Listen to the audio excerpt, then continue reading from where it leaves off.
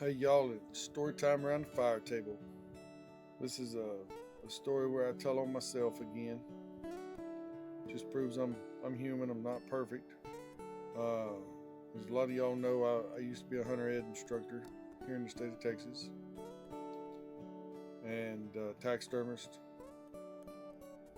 Hunted a lot, bow hunted a lot, but my hunter ed teaching days were a lot of fun for me. Teaching the kids. This is back when it was classroom setting, mandatory 10 hours in the classroom, before all the online courses and all that kind of stuff. One of the things that we taught that was secondary only to safety was ethics. And anybody that's taken this class or whatever, I'm sure nationwide it's the same across the board. You've probably seen the video that we always showed during the ethics portion of the class where there's some hunters in a booth at a little diner or something, and they're one guy's he's telling a story and it's just not appropriate story for the company that was around him. We need to be aware of our surroundings and aware of who else is close enough within earshot to hear what we're saying and this and that. So always try to be respectful of others, that kind of thing.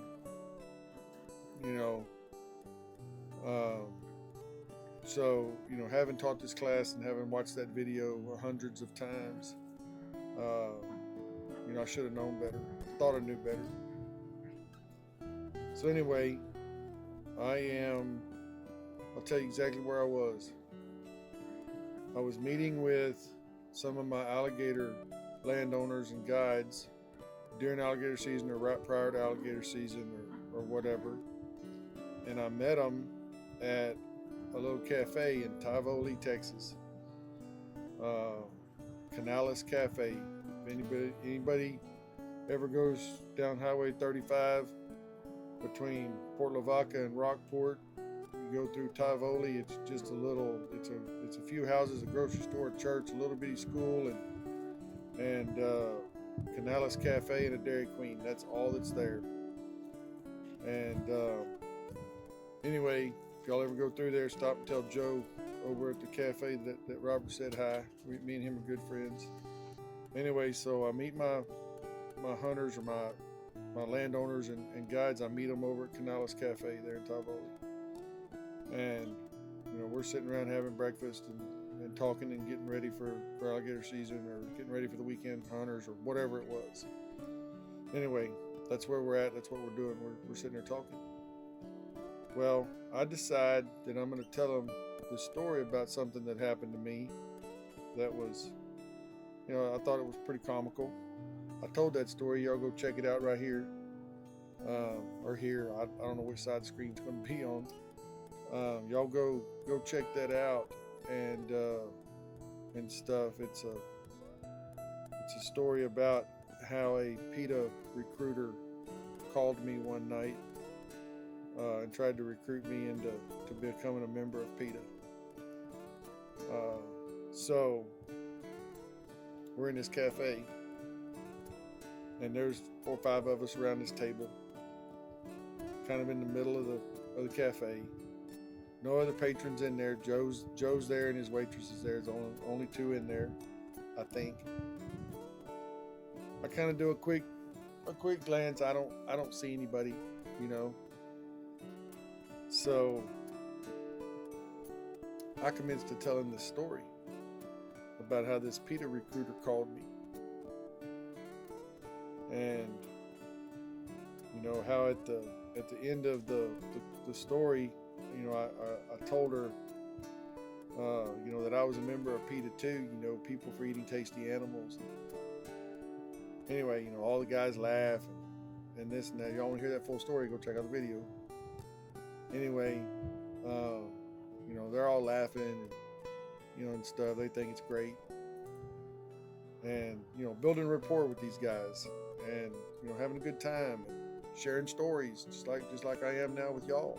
Just sharing stories. That's what we do. We love it.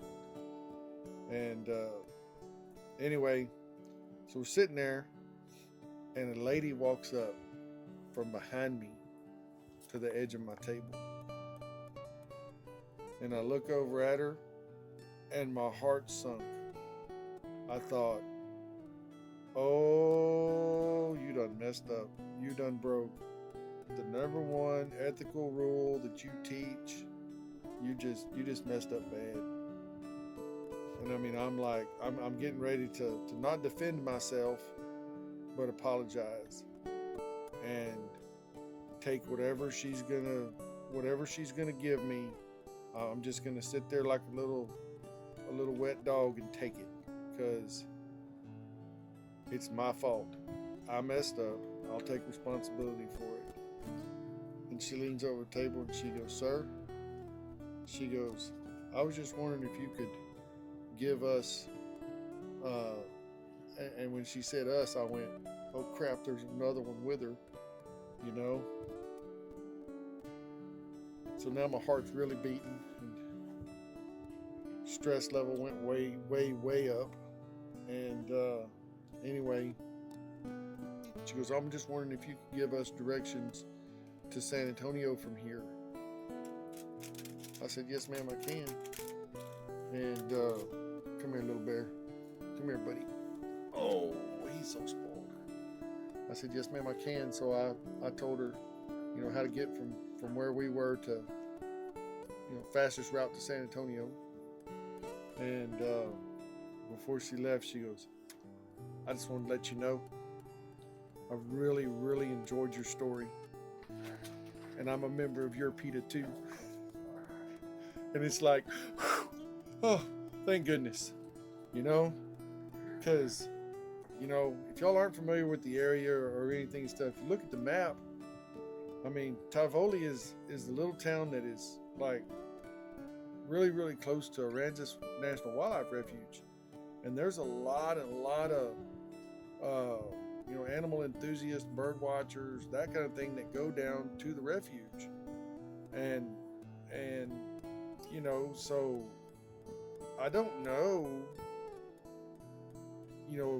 initially I don't know who this lady is or what her beliefs are. I can't just, she's not some, farmer's wife or anything that grew up around here. I don't know that. And, luckily I got lucky. I 100% got lucky.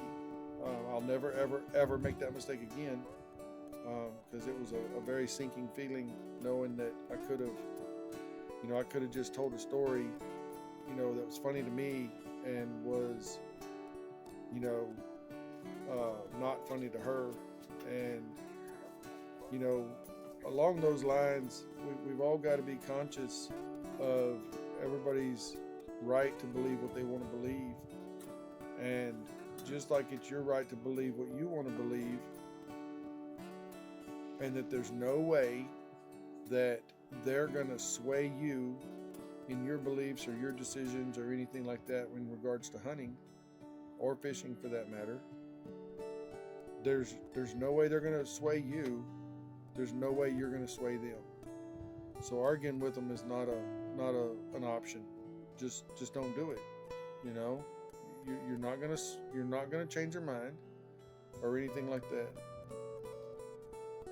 The people that we need to be conscious about are the people that are on the fence.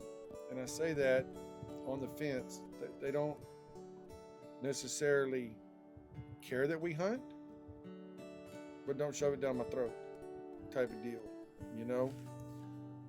It's those type of people that we really, really have to be careful around. We don't want to be telling stories that's gonna lean them towards the anti-hunting movement.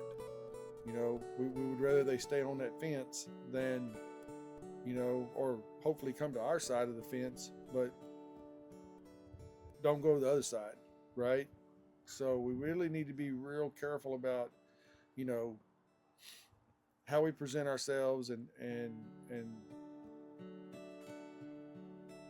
the stories we tell around, you know, and be aware of who's around when we tell our stories, that type of thing. You know, I got friends that come over all the time. They know who I am. They know my political beliefs. They know, you know, they know that I'm an outdoorsman. They know I'm a hunter. They know I'm a fisherman. You know, they understand. And, you know, I got a friend whose husband is total opposite. And sometimes he's around, and you know, we just don't talk about things when he's around. You know, I just respect him and his beliefs, and it just doesn't come up. So anyway, just be careful. My fire's going out, so I got to change the propane bottle. But y'all like, subscribe, comment, talk to me, tell me about some of your stories, and we'll see you on the next one. Night, y'all.